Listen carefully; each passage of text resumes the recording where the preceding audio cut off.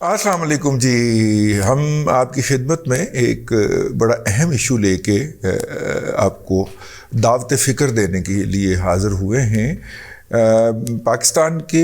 Premiere ادارے نے جو کہ کاؤنٹر انسرجنسی یا کاؤنٹر ٹیررزم کے اوپر بھی نظر رکھتا ہے، انہوں نے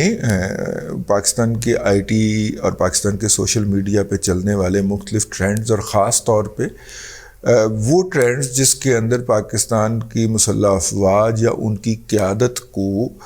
جو ہے وہ بے رحمانہ، بہیمانہ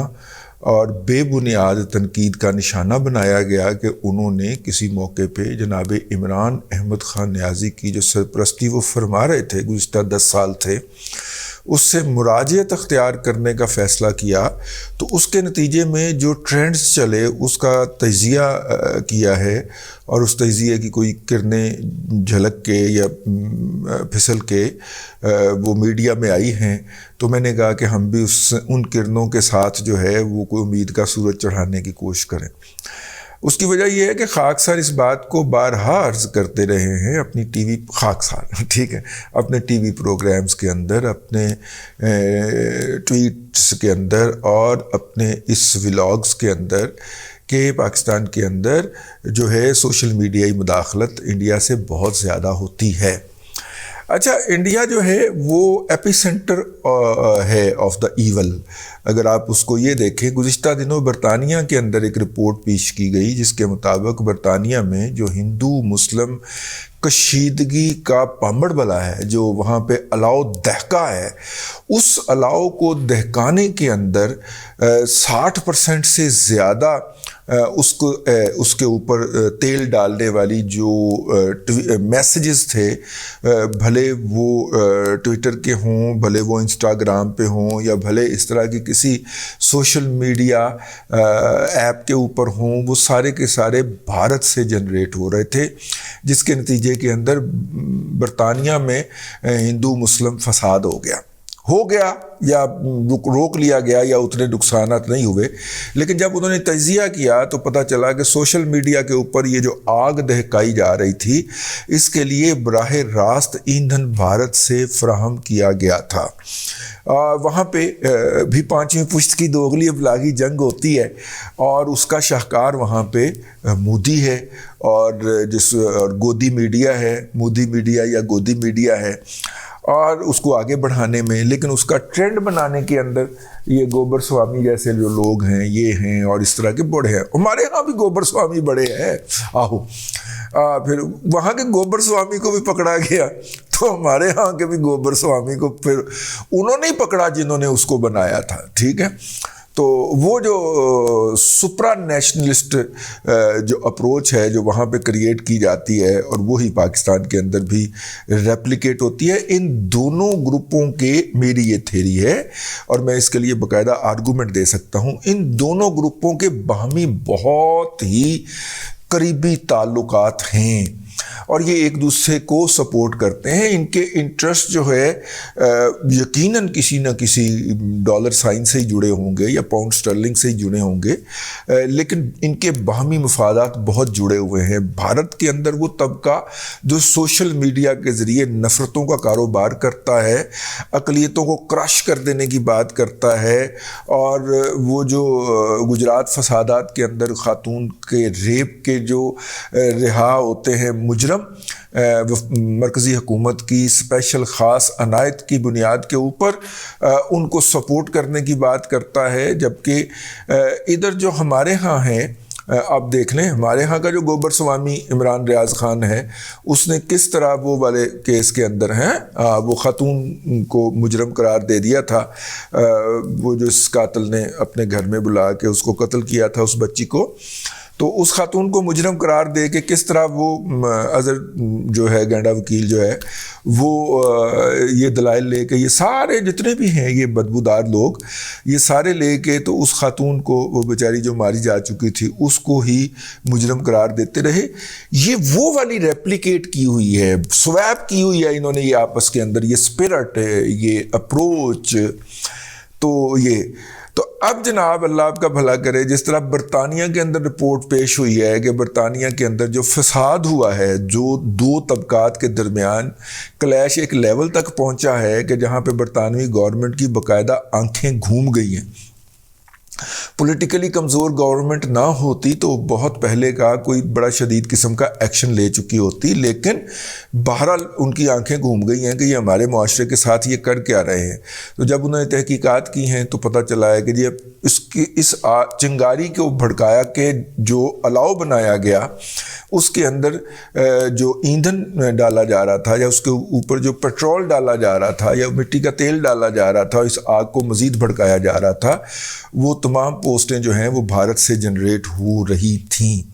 ٹھیک ہے، پچھلے دنوں پاکستان کے سیاسی منظر کے نامے کے اندر بھی ایک ہیومن رائٹس آرگنائزیشن جو تھی وہ انٹروڈیوس کروائی گئی، جس کا رجسٹریشن کا مقام جو تھا وہ بھارت کے شہر قرار پائے، اور پہلے تو اس نے کوئی تکلف رکھا، پھر وہ یٹ انادر یوتھیا بن کے سامنے آ گیا۔ تو پتہ چلا کہ جناب وہ پہلی دفعہ نہیں ہے، یہ مسلسل پاکستان کے اندرونی معاملات کے اوپر وہاں سے بھی تبصرہ آرائی اور تبصرہ نگاری جاری رہتی ہے۔ اس وقت تو میجر ریٹائرڈ عادل جو ہے، جو کہ ازلی بھگوڑا قرار پا چکا ہے، اور دیکھیں آپ کسی کو جب بھگوڑا کہتے ہیں اور ازلی بھگوڑا یا عالمی بھگوڑا کہتے ہیں تو پھر وہ لفظ گھوم کے آتے ہیں۔ وہ میجر ریٹائرڈ عادل صاحب وہ لفظ گھوم کے آ رہے ہیں۔ آپ کو عدالت نے عالمی بھگوڑا قرار دے دیا ہے کہ جب بھی آپ کہیں پہ بھی پکڑے جائیں تو آپ کو پکڑ کر عدالت کی خدمت میں پیش کیا جائے۔ تو یہ ایسے ہی چیزیں گھوم کے واپس آتی ہیں، تو وہ واپس آ چکی ہوئی ہیں۔ تو کہنے کا مطلب یہ ہے کہ اب یہ رپورٹ یہاں پہ بھی ثابت ہو رہی ہے کہ یہ سارا کچھ ہو رہا ہے۔ یہ بہت ڈیپلی انگریسڈ ہو چکے ہوئے ہیں۔ اسٹیبلش تو ان کو ISPR کے اندر کیا گیا تھا، ٹریننگ بھی وہاں پہ دی گئی تھی، لیکن یہ سوشل میڈیائی مرسنریز بن چکے ہوئے ہیں۔ یہ پیسے لے کے کوئی بھی کام کر سکتے ہیں۔ اس کی تازہ ترین مثال جو ہے وہ عمر فاروق ظہور صاحب ہیں، جن کا پاکستان کی سپر ڈوپر ماڈل جو ہے صوفیہ مرزا، ان کے ساتھ جو ہے جو ان کے ہسبینڈ رہے ہوئے ہیں، اور صوفیہ مرزا کے بطن سے پیدا ہونے والی 2 بچیاں جو ہیں وہ ماشاءاللہ اب یونیورسٹی پہنچ چکی ہیں، لیکن وہ عمر فاروق ظہور صاحب کے پاس وہیں پہ ہوتی ہیں۔ اور یہ اس کے اندر جو ہے جو اگر آپ بیلنس دیکھیں، میں آپ کو بڑا دلچسپ بیلنس کریٹ کر کے دکھانا چاہ رہا ہوں، بس آخری بات، ادھر سے صوفیہ مرزا جو ہے وہ شہزاد اکبر صاحب کے ساتھ ان کے خصوصی تعلقات قائم ہو گئے، اور شہزاد اکبر صاحب جب بھی لاہور تشریف لاتے تو صوفیہ مرزا کا وہ فلیٹ جہاں پہ مال آف لاہور میں، ریاض ملک والے مال آف لاہور میں، جو کہ کور کمانڈر ہاؤس کے بالکل اپوزٹ ہے، کور کمانڈر ہاؤس کے بالکل اپوزٹ جو واقع ہے مال آف لاہور میں، جو صوفیہ مرزا کا کروڑوں روپے کا فلیٹ تھا، وہاں پہ شہزاد اکبر صاحب جو تھے وہ حاضری ضرور دیتے، اور وہ اس وقت تشریف لاتے جب صوفیہ مرزا وہاں پہ موجود ہوتیں۔ تو اس سے آپ اندازہ کر سکتے ہیں کہ وہ تھے، مطلب تعلقات تھے، دو عاقل بالغ لوگوں کے باہمی تعلقات ہیں، وہ اس کو کیا رنگ دیں، ہمیں کوئی حق نہیں پہنچتا کہ ہم اس کو کوئی نام دیں، وہ جو بھی نام دینا ہے وہ خود ہی دے لیں گے۔ ہاں، جب ان کا جھگڑا ہوگا اور وہ عدالت میں تشریف لائیں گے یا کسی فورم پہ آئیں گے تو پھر ہو سکتا ہے ہم بات کریں، تو میں تو اس پہ بات نہیں کرنا چاہ رہا۔ اب ہوتا کیا ہے کہ صوفیہ مرزا کی داستان لے کے یوتھیا مجہول القوم الجاہلیہ للعقل للمحدود جب میدان میں کودتے ہیں، اس کے ذریعے بشیر میمن یا اس طرح کے کسی اور کردار کو ملائن کرنے کی کوشش کرتے ہیں، جس کو انہوں نے ثابت کرنا ہوتا ہے کہ اس نے عمران خان کی مخالفت کی تھی تو اس لیے تو وہ راندہ درگاہ ہے، وہ جہنمی ہے، وہ فلانا ہے، وہ کرپٹ ہے۔ جب یہ ثابت کرنے کی کوشش کرتے ہیں تو اس وقت عمر فاروق ظہور صاحب جو ہیں وہ ایکٹیویٹ ہو جاتے ہیں، اور پاکستان کے اندر سے ہی انہیں سوشل میڈیائی مرسنریز کی خدمات حاصل ہو جاتی ہیں، پیسہ پھینک تماشا دیکھ۔ تو وہ پھر عمر فاروق ظہور اور ان کی صاحبزادیوں کے مدافعت کے اندر اترتے ہیں اور یوتھیوں کی آئی تئی پھیر دیتے ہیں، یوتھیوں کے پرخچے اڑا کے رکھ دیتے ہیں، اور پھر یوتھی اس سے بھاگ جاتے ہیں۔ تو تمام وہ لوگ جو کہ پی ٹی آئی کی سوشل میڈیا ٹیم کو ناقابل تسخیر سمجھتے ہیں یا اس سے ذہنی طور پہ شکست تسلیم کیے بیٹھے ہیں، جس کے اندر پاکستان کی مین سٹریم پولیٹیکل پارٹیز، روایتی مین سٹریم پولیٹیکل پارٹیز، پاکستان مسلم لیگ نون، پیپلز پارٹی، جمعیت علماء اسلام وغیرہ شامل ہیں، وہ ذہنی طور پہ اپنے آپ کو ان کے سامنے شکست خوردہ پاتے ہیں۔ ان کے لیے بہترین مثال ہے عمر فاروق ظہور صاحب کی۔ وہ جیسے ہی ان کے خلاف کوئی ٹرینڈ بننے کی کوشش ہوتی ہے، پھر کوئی ٹیمیں ایکٹیو ہو جاتی ہیں جو عمر فاروق ظہور کے جو ہوتے ہیں بیانات یا جو بھی سلسلہ ہوتا ہے اس کو سرکولیٹ کرتی ہیں، جھڑکتی ہیں، جس کو کہتے ہیں چرن کرتی ہیں، اور اس چرننگ کے نتیجے کے اندر یوتھیوں کو بھگا دیتی ہیں۔ تو ایک ماڈل تو موجود ہو گیا سوشل میڈیا جنگ کا۔ اب اس ماڈل کو کوئی ریپلیکیٹ کرنا چاہے تو اہل علم کے لیے بڑی نشانیاں ہیں، ورنہ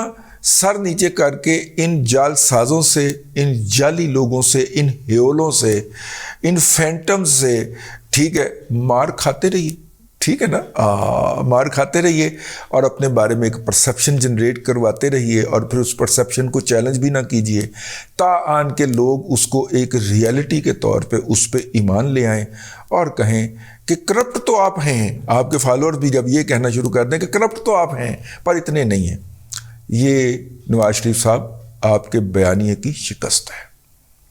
اب تک کے لیے اتنا ہی، اگلے ولاگ کے اندر پھر آپ کی خدمت میں حاضری ہوگی۔ اللہ تبارک و تعالیٰ آپ کو آسانیاں عطا کرے اور آسانیاں خلق خدا میں تقسیم کرنے کی توفیق عطا کرے۔